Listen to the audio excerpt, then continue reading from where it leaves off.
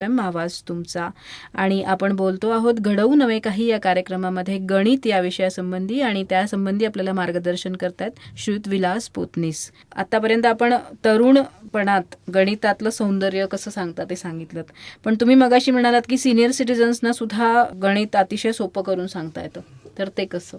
खरं senior citizens तसं म्हटलं तर विनोदाने स्वतःला हुशार समजतात आणि मग काहीतरी करायची वेळ आली की मागे मागे पडतात. तसं न करता त्यांनी चॅलेंज स्वीकारावं.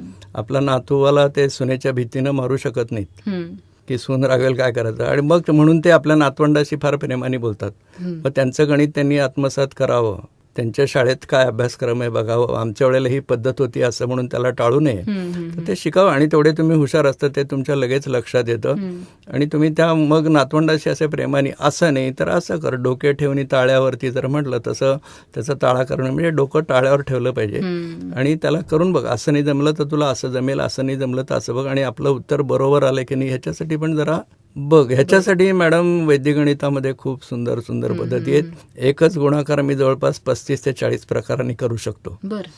तर मग 35-40 प्रकार येत असेल तर मग मला नेहमीच एक गुणाकार करून वेगळ्या पद्धतीनं बरोबर आहे एवढं चेक करायला मला काही प्रॉब्लेम नाही. आणि प्रॉब्लेम हा शब्द मी खरं तर उगाच वापरला. हे गणित आणि उदाहरण म्हणायचे, त्याला चुकून त्या इंग्लिश मिडियमच्या लोकांनी त्याला प्रॉब्लेम म्हटल्यामुळे गणित खरं प्रॉब्लेमच झालाय. बरोबर आहे. आणि तसंही मला वाटतं की आजोबा आणि नातवंड किंवा आजी आणि नातवंड यांचं जरा जास्त चांगलं जमतं. आई आणि मूल आणि वडील आणि मूल यांच्यापेक्षा आजी आणि नातवंडांचं जास्त चांगलं रॅपो जमतो. त्यामुळे मला वाटतं ही चांगली गोल्डन अपॉर्च्युनिटी आहे गणितासारखा विषय नातवंडांना. गोल्डन अपॉर्च्युनिटी सिनियर सिटीजनसाठी म्हणजे जे ज्येष्ठ नागरिक आहेत त्यांच्यासाठी गोल्डन अपॉर्च्युनिटी की आपलं उरलेलं आयुष्य काहीतरी सोन्यासारखं घालवावं. नक्कीच हा त्यांनी विचार करावा आणि बाकी कुणाची भीती न बाळगता आपलं आयुष्य मस्त मजेत घालवावं आणि त्याचा आनंद लुटावा. आणि माझे काही वेळेला मी मीटिंग घेतो की हे सिनियर सिटीजनसाठी एल्झायमर टाळण्यासाठी किंवा पार्किन्सन टाळण्यासाठी, कारण पाठांतर लक्षात ठेवणं हा एल्झायमरचा मुळात भाग आहे की स्मृतिभ्रंश याला म्हणतात. तर गणित विषयातले आता एकेकाची उत्तरं समजा 10-10 आकडे, 15-15 आकडे असे 16-16 आकडे. आपण आता काय झालं की दुर्दैवाने मोबाईलला आपण नंबर सेव्ह करून ठेवतो, मग त्यातले टेलिफोन नंबर सुद्धा लक्षात राहत नाही. मग त्यामुळे काय झालं की मोबाईल हरवला की आपला टेलिफोन नंबर हरवला. मग बेदुने 4साठी सुद्धा जर आपल्याला कॅल्क्युलेटर लागत असेल तर मग गणिताचं खरं दुर्दैव आहे आणि त्या माणसाचं दुर्दैव आहे, त्या पिढीचं पण दुर्दैव आहे असं म्हणता येईल. बरोबर आहे. आणि असं सायंटिफिकली पण प्रूव्ह झालेलं आहे की जेवढा तुम्ही डोक्याला चालना, मेंदूला चालना देत राहाल तेवढा तुमचा मेंदू जास्तीत जास्त दिवस तल्लख राहू शकतो. त्यामुळे तुम्ही जसं म्हणालात की खरंच जर गणित शिकवत राहिलं आणि शिकत राहिलं तर मग असे हे आजार आहेत. आणि मी मगाशी म्हटलं तुम्हाला जसं हे आकडे लक्षात येतं तसं पार्किन्सन संबंधी म्हटलं की 1ची सरस्वती तुम्हाला तर त्या ग्रस्तांनी 1ची सरस्वती रोज फळ्यावर काढावी, रोज पुसावी. ते हात आपले किती सरळ चालतात, डाव्या उजव्या हाताने, म्हणजे डावा मेंदू उजवा मेंदू दोन्ही काम करतात की नाही. कधी डाव्या हाताने रेखा मारून बघात, उजव्या हाताच्या उजव्या हातात रेखा माराव्यात, आणि सतत आपले हात दोन्ही हात चालू ठेवावेत. म्हणजे मग तुमचं ते काही हात न चालल्यामुळे, हाताला उद्योग नसल्यामुळे मग हात आपले उगाच आपलं आपलं काम करत असतात म्हणून ते हलत असतात. तर शक्यतो तुम्ही ते करा, मग होणारं त्या आयुष्यातलं तुमचं चुकत नाही. नक्कीच त्याच्यात तुम्ही टाळू शकत नाही, ते आनंदाने स्वीकारा. मी आता एक नुकता सुविचार असला की तुमच्या आयुष्यात सगळे चढ उतार येत असतात आणि ते सहन करणं that is a part of life.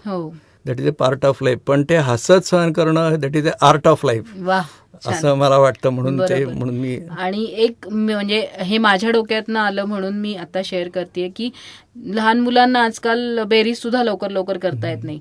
तर रस्त्याने जाताना आईच्या मागे बसल्या बसल्या 2 व्हीलरवर जर त्यांनी प्रत्येक दिसणाऱ्या व्हेकलचे जे नंबर प्लेट असते त्याच्यावरचे जरी 4 आकडे ऍड केले, बेरीज केली, तरी त्यांची बेरीज पक्की होऊ शकते. हो अगदी मॅडम, हे तर तुम्ही छान सांगितले. मी सगळ्या माझ्या भाषणात सांगतच असतो की तुम्ही असे नंबर कुठले कुठले पाठ करा.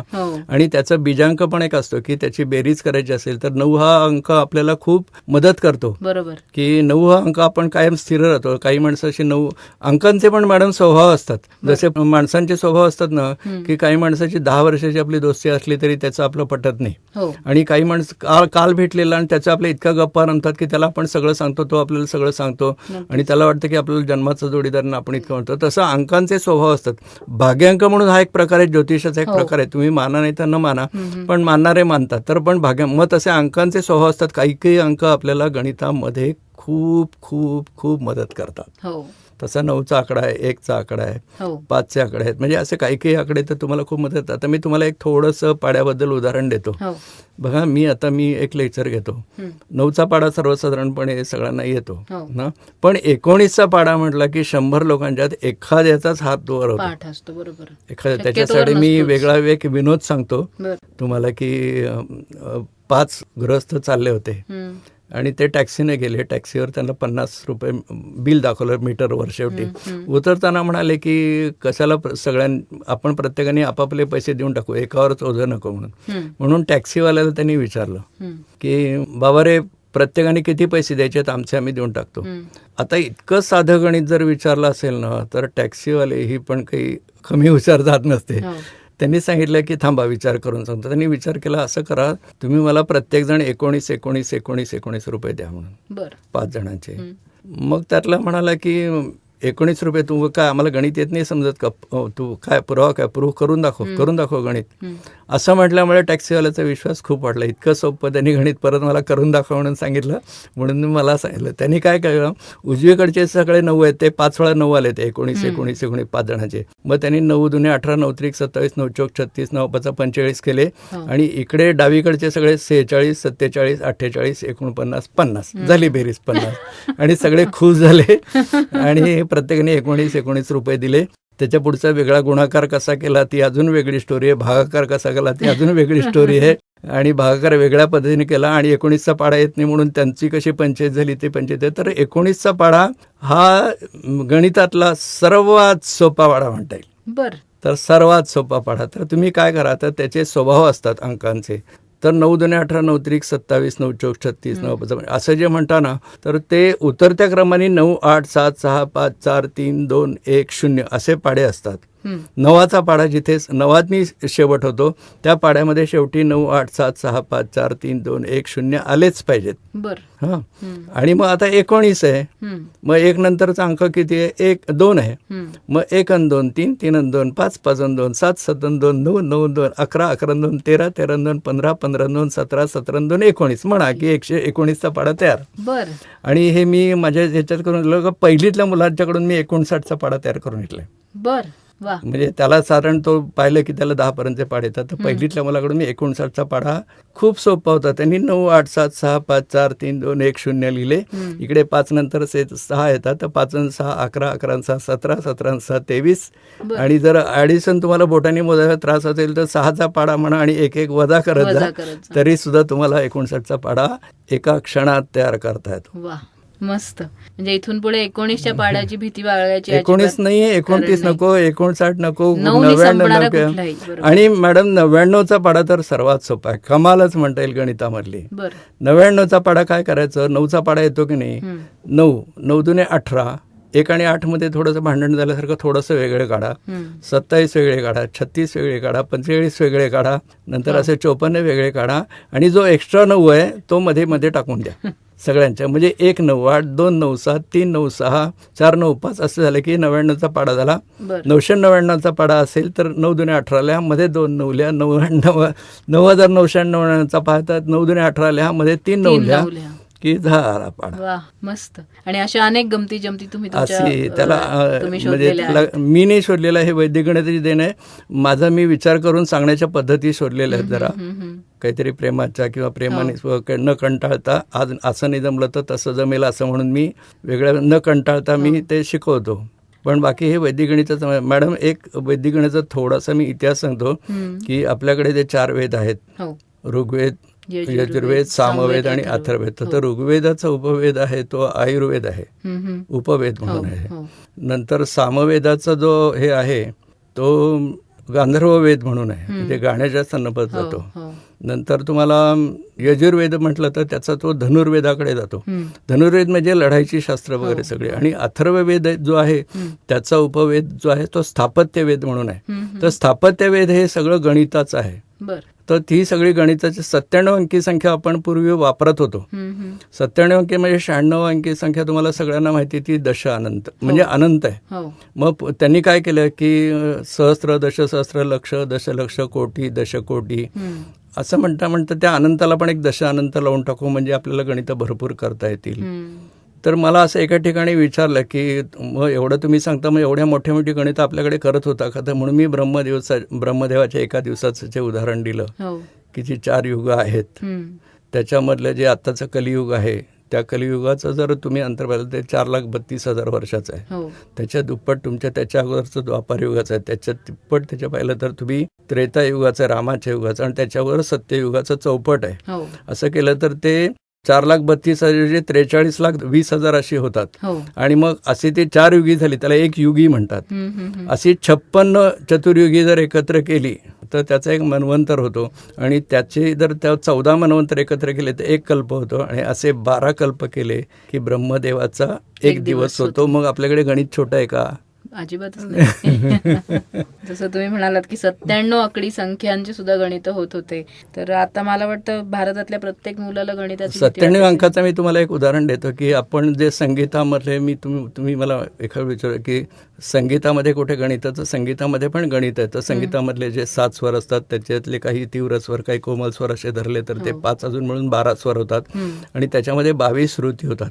तर 22 श्रुतीमध्ये काही काही श्रुतींचं मधलं अंतर ते 1/49, 2/49 अशा पद्धतीनं आहे. तर 1/49 म्हणजे दशांश अपूर्णांकानंतर 42 स्थानं होतात. दशांश अपूर्णांकानंतर 42 स्थानं.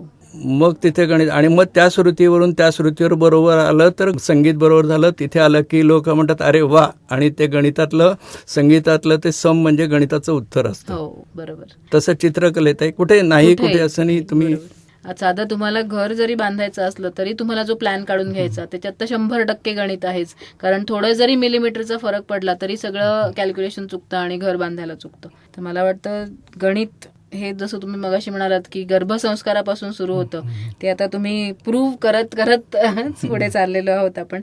गणितातल्या पाढ्यांची गमती जमती तर आपण ऐकल्या, वैदिक गणिताचे उपयोग तर आपण ऐकलेच आतापर्यंत. मॅडम एक तुम्हाला मी शेअर त्याच्यामध्ये ऐकवतो की तुम्ही जो प्रेमाचे संबंध फिरला तुम्हाला समजा, तर मी काही समजा गणितं अशी केली आणि माझे त्याचे डेफिनेशन्स म्हणजे व्याख्या गणिताच्या मला त्याच्यातून सांगता आल्या समजा. तर मी असं एक लिहिलं सहज, एका मुलाला म्हटलं की एका मुलीला एक मुलगा म्हणाला की इतुका फिरलो तुझ्या भोवती, इतुका फिरलो तुझ्या भोवती, प्रेमाला नाही आपल्या बढती, प्रेमाला नाही आपल्या बढती. मग विचार केला, गणित त्यातील मजसी उमगले, गणित त्यातील मजसी उमगले, वर्तुळ धर्म त्याला म्हणती, केंद्रबिंदू तू वर्तुळाचा बिंदू मी त्याच्या परिघावरती. बघा, म्हणजे ते जोपर्यंत परिघाकडून केंद्रबिंदूकडे जात नाही तेव्हा सुद्धा ते गणित त्याची व्याख्या पूर्ण होते. बरोबर आहे. किंवा एका मुलीला आपण मी रेग मारली म्हणण्याची जी लाईन मारलं तर कसं वेगळा अर्थ होतो की नाही, पण आपण ती रेग मारतो म्हणजे लाईनच मारतो, आणि तिला सांगतो की अजून तिसरा बिंदू तू दुसऱ्या डोळ्यापुढे, कारण 2 बिंदूंना फक्त एकच रेषा जोडू शकते. बरोबर आहे. आणि जेव्हा आपण प्रेमाचा त्रिकोण बनतो त्याच्यात सुद्धा मग परत गणित आलंच आहे, कारण भूमिती हा गणिताचाच एक भाग. हो, त्याच्यात एक उतरता क्रम बरोबर खूप छान आहे की वर्तुळाकार तो वदन पाहुनी प्रेमात पडलो खारा. वर्तुळाकार तो वदन पाहुनी प्रेमात पडलो खरा, साधन मिळता मम प्रेमाला झाला चौकोनी चेहरा, झाला चौकोनी चेहरा. नंतर कळले येथे होतोय प्रेमाचा त्रिकोण जरा, नंतर होतो येथे कळले की प्रेमाचा त्रिकोण जरा, खलनायक होणे बरे नव्हे होऊनी शिरोबिंदू तिसरा, त्यापेक्षा गाठा कोणी अन्न गोलत पाहुणी शिरोबिंदू दुसरा. म्हणून मी त्याच्या मागे दुसरा बिंदू आपला बघावा. आणि छान, या अतिशय सुंदर अशा गणिती शेरानंतर आपण एक छोटासा ब्रेक घेऊया. कुठेही जाऊ नका, आम्ही लवकरच परत येऊ. ऐकत रहा रेडिओ नगर 90.4 FM आवाज